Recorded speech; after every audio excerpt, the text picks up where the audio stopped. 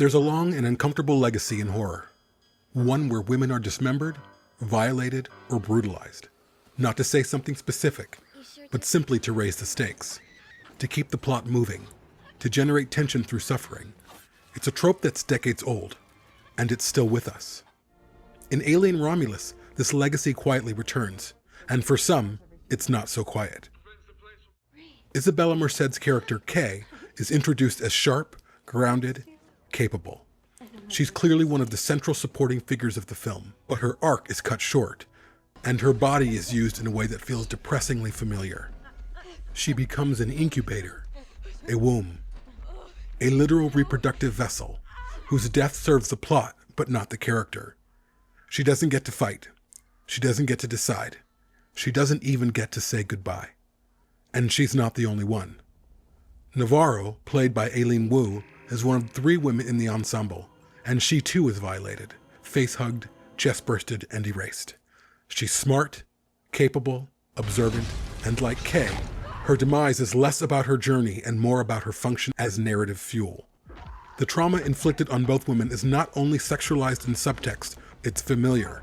Familiar in a way that's exhausting.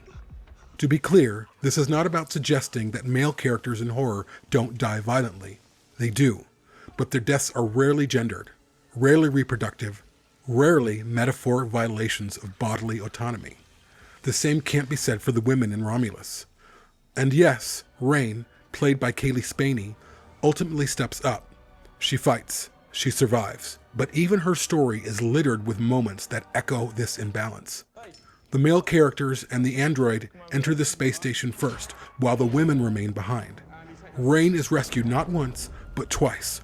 Once by the very creature meant to destroy her, and again by a male synthetic. Her victories, though meaningful, are often shared with or dependent upon men or machines. This isn't a wholesale dismissal of Romulus.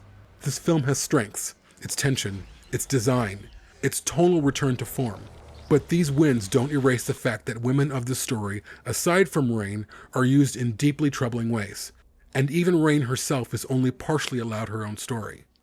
The Alien franchise has always engaged with themes of birth, violation, and body horror. We expect that. We understand it. But there's a difference between interrogating those themes and defaulting to them without purpose.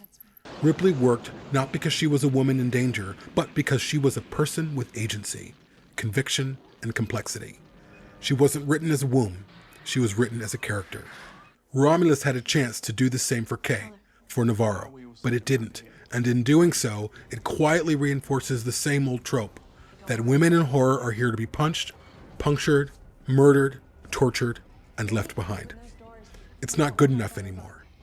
And if this franchise wants to move forward, if it wants to evolve and remain meaningful, then its creators must start asking harder questions about who their characters are and why their suffering matters.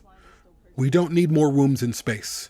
We need more women who get to live in these stories as full human beings.